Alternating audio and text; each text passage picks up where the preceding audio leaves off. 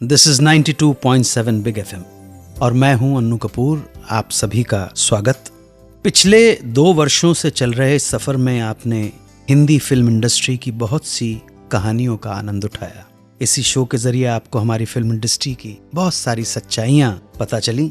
इसी शो के जरिए फिल्मी सितारों से जुड़ी बहुत सारी मजेदार घटनाएं मालूम हुई। इस प्रोग्राम के जरिए एक से एक बेहतरीन किस्से, कहानियां अब तक आपने सुने हैं और आगे भी आप सुनते रहेंगे और मैं सुनाता रहूंगा। आज भी ऐसी ही कुछ घटनाओं को लेकर आपके सामने हाजिर हूं उस कार्यक्रम में जिसका नाम है सुहाना सफर विद अन्नू कपूर। पहली कहानी, फिल्म कुली के दौरान अमिताभ बच्चन के एक्सीडेंट होने से एक रात पहले किसने दी थी उन्हें सावधानी बरतने की सलाह। दूसरी कहानी होगी शकील बदायूनी की। ग्वालियर के मुशायरे में आए एक शायर ने उन्हें क्यों लताड़ा। उसके बाद तुमने पुकारा और हम चले आए, दिल ने फिर याद किया और श्रोता के प्रश्न जैसे कुछ रेगुलर सेगमेंट्स। तो मेहरबान कदरदान, आइए नई कहानियों के साथ शुरू करते हैं आज का ये नया सफर, सुहाना सफर विद अन्नू कपूर, सिर्फ 92.7 बिग एफएम पर। अपने ब्लॉग में फिल्म कुली के दौरान हुए एक्सीडेंट से जुड़ी एक घटना का जिक्र करते हुए अमिताभ बच्चन बताते हैं कि 1982 की बात होगी जब फिल्म कुली की शूटिंग चल रही थी। एक रात की बात है, ये कोई आधी रात का वक्त रहा होगा जब टेलीफोन की घंटी सुनकर गहरी नींद में सोए अमिताभ बच्चन की आंख खुल गई। फोन पर स्मिता पाटिल थी। इससे पहले अमिताभ बच्चन और स्मिता पाटिल 1-2 बार कहीं सेट पर और किसी इवेंट में भी मिल चुके थे। बस इतनी सी मुख्तसर सी मुलाकात थी, जान पहचान थी। ऐसे में अचानक आधी रात को स्मिता का फोन आना बड़ी आश्चर्य की बात थी। स्मिता पाटिल फोन पर बहुत घबराई हुई लग रही थी। उन्होंने अमिताभ बच्चन से कुशलता के समाचार पूछे। अमिताभ बच्चन ने जवाब दिया कि वो ठीक हैं, सब कुछ ठीक है। ये जानकर स्मिता पाटिल निश्चिंत हो गई। इतनी रात गए फोन करने का कारण पूछने पर स्मिता पाटिल ने बताया कि उन्होंने अभी अभी अमिताभ को लेकर एक भयानक सपना देखा है। वो चाहती हैं कि अमिताभ बच्चन अपना ध्यान रखें, ख्याल रखें। और इसके बाद फोन पर बातचीत खत्म हो गई। अगले दिन शूट पर अमिताभ बच्चन ने कई खतरनाक स्टंट्स किए, सब कुछ ठीक रहा। मगर दिन के आखिर में साधारण सा फाइटिंग सीन करते हुए वो हादसा हो गया जिसकी आशंका स्मिता पाटिल ने फोन पर जतलाई थी और अमिताभ बच्चन को अपना ध्यान रखने की सलाह दी थी। मगर होनी को कौन टाल सकता था। उस हादसे में अमिताभ बच्चन जख्मी हो गए और कई महीनों तक उन्हें अस्पताल में रहना पड़ा, जीवन से संघर्ष करना पड़ा। आज वो स्वस्थ हैं, आगे भी ईश्वर उन्हें इसी तरह स्वस्थ रखे, यही कामना करता हूं। लेकिन स्मिता पाटिल को सपना जरूर आया था और वो भी भयानक। फिल्म 14वीं का चांद में लिखा शकील बदायूनी का गीत 14वीं का चांद हो या आफताब हो बहुत लोकप्रिय हुआ। फिर इस गीत की वजह से एक शायर ने उन्हें क्यों लताड़ा, ये बताऊंगा बस थोड़ी ही देर में। आप सुनते रहिए 92.7 बिग एफएम पर सुहाना सफर विद अन्नू कपूर। शायर निदा फाजली ग्वालियर में हुए एक मुशायरे में मशहूर शायर गीतकार शकील बदायूनी का किस्सा बताते हैं। वहां नागपुर से दाग के एक शिष्य वरिष्ठ कवि हजरत नातिक गुलाम भी शिरकत करने पहुंचे हुए थे। सभी ने उनका स्वागत किया, खैर मकदम किया। शकील ने भी उनके स्वागत में उन्हीं का लिखा हुआ एक फेमस शेर पढ़ डाला। शकील के मुंह से ये शेर सुनते ही नातिक उन पर भड़क गए। कहने लगे, तुम्हारे पिता और चाचा शायर थे, लेकिन तुम फिल्म लाइन में जाते ही शायरी के नियम ही भूल गए। इतने सारे प्रशंसकों के सामने इस तरह की बात सुनकर शकील को झटका लगा, मगर बात को हंसी में लेते हुए उन्होंने नातिक से कहा, हो सकता है मुझसे कोई गलती हो गई हो, आप मुझे बता दें, मैं उसे दुरुस्त कर लूंगा। इस पर नातिक ने कहा, अब कैसे सही करोगे, वो तो रिकॉर्ड हो चुका है और रेडियो पर मैंने सुन भी लिया है। गौर फरमाओ क्या लिखा है आपने, 14वीं का चांद हो या आफताब हो, जो भी हो तुम खुदा की कसम लाजवाब हो। यहाँ पहली लाइन में एक शब्द कम है, मीटर जो है वो ठीक नहीं है। अगर पहली लाइन में तुम जोड़ देते तो ये ठीक हो जाता।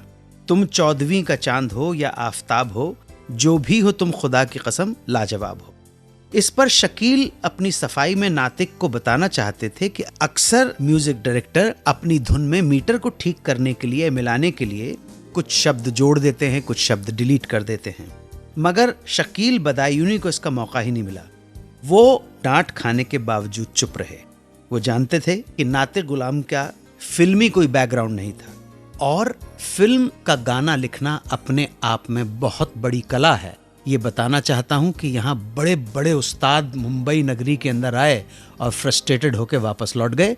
फिल्मी गाना लिखना अपने आप में एक बिल्कुल नई विधा है, नया स्टाइल है। सब कुछ शायर को सिचुएशन के हिसाब से लिखना पड़ता है, उसी हिसाब से बोल बनाने पड़ते हैं, कविता का मीटर जमाना पड़ता है।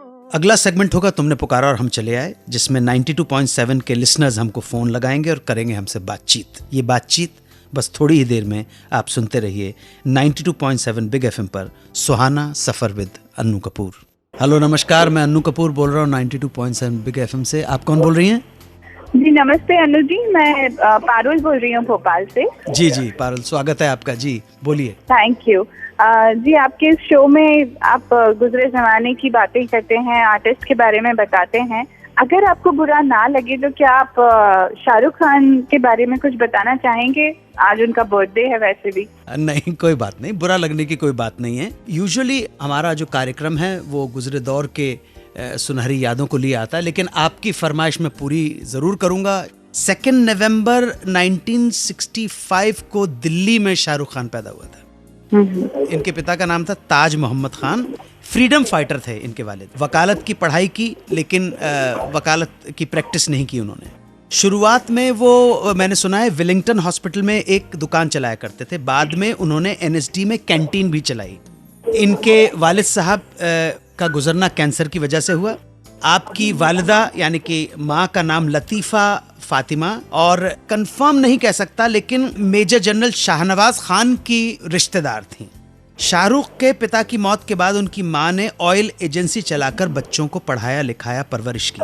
इनकी फैमिली में शाहरुख खान के माता पिता के अलावा उनकी एक बड़ी बहन, नाम है शहनाज, जिसे प्यार से शाहरुख खान लाला रुख के नाम से बुलाते हैं।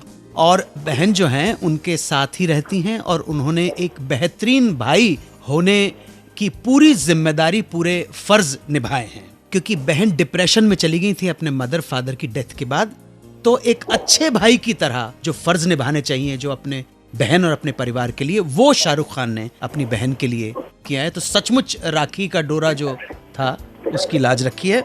और इनको प्यार हो गया था जिस लड़की से, उसका नाम था गौरी छिब्बर। गौरी छिब्बर के साथ जाहिर है कि थोड़ी बहुत मुखालफत हुई होगी कि मुसलमान लड़का है, छिब्बर पंजाबी कुड़ी है, लेकिन फिर भी दोनों में इतना इंटेंस प्यार था कि दोनों ने शादी की। हिंदू विधि के हिसाब से इनकी शादी हुई। गौरी छिब्बर हो गई श्रीमती गौरी खान, और दोनों की 3 संतानें हैं। 2 बेटे हैं, 1 पुत्री है।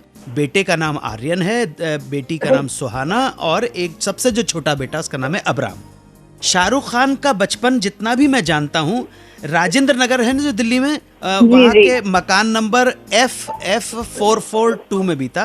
कोलंबस हाई स्कूल से शुरुआती पढ़ाई की, फिर हंसराज कॉलेज से ग्रेजुएशन किया। इसके बाद जामिया मिलिया से मास कम्युनिकेशन में डिप्लोमा किया। बैरी जॉन से के साथ थिएटर किया, एक्टिंग की ट्रेनिंग ली, और उसके बाद फिर फौजी उनका एक सीरियल था जहाँ से उनको एक ब्रेक मिला।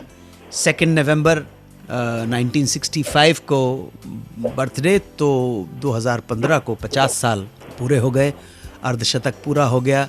आपकी तरफ से भी शाहरुख, अगर तुम सुन रहे हो तो उनकी तरफ से भी 92.7 बिग एफएम की तरफ से भी और मेरी तरफ से भी जन्मदिन की हार्दिक शुभकामनाएं। आप सेहतयाब रहें, खुश रहें, आबाद रहें, दिल्ली रहें या फरीदाबाद रहें। Thank you so much. Thank you very much. Thank you. अगला सेगमेंट होगा दिल ने फिर याद किया। आज याद करेंगे आवाज दे कहाँ है जैसे यादगार गीत को अपनी आवाज देने वाले गायक सुरेंद्र को। उनकी ब्रीफ बायोग्राफी बस थोड़ी देर में। आप सुनते रहिए 92.7 बिग एफएम पर सुहाना सफर विद अन्नू कपूर। बढ़ते हैं अपने अगले सेगमेंट की तरफ। दिल ने फिर याद किया। आज दिल याद करेगा सिंगर सुरेंद्र नाथ को। इनका जन्म 11 नवंबर 1910 को बटाला पंजाब में हुआ था। सुरेंद्र वकील बनना चाहते थे और लाहौर में उसी तैयारी में लगे हुए थे। कानून की पढ़ाई के साथ ही सुरेंद्र को गाने का भी बेहद शौक था। वो अक्सर प्राइवेट पार्टियों में गाया करते थे और अपनी आवाज के कारण दोस्तों में बहुत पॉपुलर हुआ करते थे। ये सुरेंद्र के दोस्तों की जिद थी जिसकी वजह से वो फिल्मों में किस्मत आजमाने चले आए बॉम्बे। यहाँ किस्मत ने भी उनका साथ दिया। बॉम्बे में उन्हें जाने माने स्टूडियो सागर मूवीटोन की 1936 में आई फिल्म डेक्कन क्वीन में हीरो के तौर पर कास्ट कर लिया गया। फिल्म में उन्होंने 2 गीत भी गाए। पहला गीत था बिरहा की आग लगी मोरे मन में। इसी साल सुरेंद्र ने सागर मूवीटोन के लिए देवदास की तर्ज पर बनी फिल्म मनमोहन में भी काम किया। सिमिलर स्टोरी थी। उनके अपोजिट हीरोइन थी बिब्बो, जो उस दौर की फेमस सिंगर और स्टार हुआ करती थी। फिल्म में इन दोनों को गाया हुआ एक डुएट बहुत पॉपुलर हुआ। डुएट के बोल थे, तुम्ही ने मुझको प्यार सिखाया। फिल्म के म्यूजिक डायरेक्टर थे अशोक घोष, गीत लिखे थे जिया सरहदी ने। महबूब खान उस समय सागर मूवीटोन के लिए काम करते थे। जब महबूब खान ने अलग होकर अपने बैनर की शुरुआत की तो सुरेंद्र ने उनकी बनाई फिल्मों में सिंगर और एक्टर के तौर पर कुछ यादगार फिल्मों में काम किया। ये फिल्में रहीं 1946 की अनमोल घड़ी, 1947 की ऐलान, 1948 में आई अनोखी अदा। फिल्म अनमोल घड़ी में उन्होंने नूरजहां और सुरैया के साथ काम किया। फिल्म में नूरजहां के साथ गाया उनका डुएट याद दिलाना चाहूंगा, आवाज दे कहां है, दुनिया मेरी जवां है, आबाद मेरे दिल की, उम्मीद का जहां है। बहुत मशहूर तब भी और आज भी। 50s में प्लेबैक सिंगर का दौर शुरू होने पर सुरेंद्र को सिंगर के तौर पर काम मिलना कम हो गया। लास्ट बार उन्होंने गाना गाया फिल्म गवैया, 1954 की फिल्म। गीत तेरी याद का दीपक जलता है। इसमें 2 वर्जन थे। एक वर्जन तलत महमूद ने गाया था, लेकिन सुरेंद्र नाथ का गाया हुआ वर्जन ज्यादा पॉपुलर हुआ। कैरेक्टर एक्टर के तौर पर सुरेंद्र आगे लंबे समय तक काम करते रहे। ऐलान, मेरी कहानी, हरियाली और रास्ता, मुगले आजम, बैजू बावरा, सरस्वती चंद्र कुछ चर्चित फिल्में रहीं सुरेंद्र की। 1981 में आई खुदा कसम एक्टर के तौर पर उनकी आखिरी फिल्म थी। 60 से अधिक फिल्में और 230 से अधिक गीत गाने के बाद सितंबर 1987 में सुरेंद्र नाथ का निधन हो गया। हॉलीवुड की एक फिल्म जिसमें प्रेमिका बिना शादी के एक बच्चे को जन्म देती है। प्रेमी एक फाइटर पायलट है।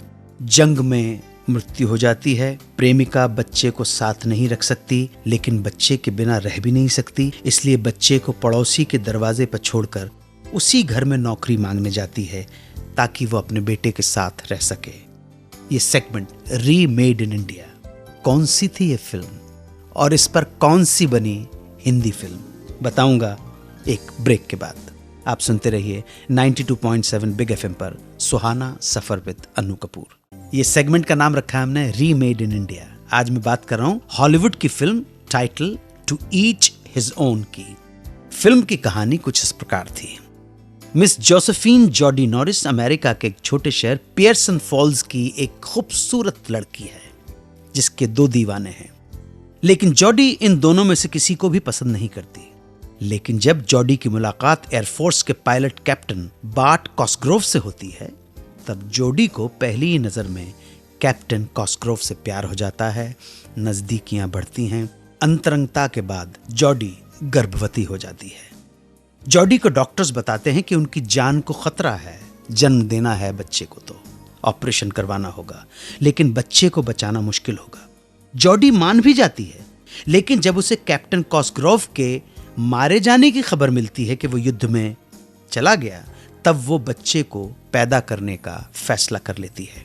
सौभाग्यवश ऑपरेशन के बाद दोनों की जान बच जाती है। जॉडी एक अविवाहित माता है, जिसके कारण उसे अपने बेटे से अलग होना पड़ता है। बेटा जब बड़ा होकर पायलट बनता है और उसकी शादी हो रही होती है, तब किसी तरह बेटे को पता चलता है कि जिस औरत को वो आज तक एक फैमिली फ्रेंड के हिसाब से मिलता रहा है, असल में वही उसकी जन्मदात्री है, असल में वही उसकी माँ है। कुछ याद आया मेरे दोस्तों? इसी थीम पर जब इंडिया में फिल्म बनी, तब फिल्म में जॉडी की भूमिका को निभाया शर्मिला टैगोर ने और कैप्टन बार्ट कॉस्ग्रेव के पात्र को निभाया राजेश खन्ना ने। इस फिल्म के प्रोड्यूसर और डायरेक्टर थे शक्ति सामंत, म्यूजिक डायरेक्टर सचिन देव बर्मन, गीत लिखे थे आनंद बख्शी ने, एंड फिल्म आराधना। आज के सवाल जवाब सेगमेंट में बरेली से श्रेय भट्ट जानना चाहते हैं कि क्या कभी देवानंद ने किसी हॉलीवुड मूवी में काम किया। बताऊंगा, आप प्रोग्राम में बने रहिए। मैं लौटता हूं एक छोटे से ब्रेक के बाद। सुनते रहिए 92.7 बिग एफएम पर सुहाना सफर विद अन्नू कपूर। बरेली से श्रेय भट्ट के सवाल का जवाब देने का समय है। उन्होंने पूछा है कि क्या देवानंद ने किसी इंग्लिश मूवी में काम किया। तो जनाब, देवानंद ने 1970 में आई एक अमेरिकन फिल्म में काम किया था। ये फिल्म थी the evil with in. Film में 2 हीरोइंस थीं, एक वियतनाम की एक्ट्रेस क्यू चिन और दूसरी Indian actress Zeenat Aman. 20th century fox की इस फिल्म को प्रोड्यूस किया था रॉल्फ बेयर ने और डायरेक्ट किया था लम्बर्तो वी एवेलाना ने। बाद में इस फिल्म को डब करके फिलीपींस में रिलीज किया गया था।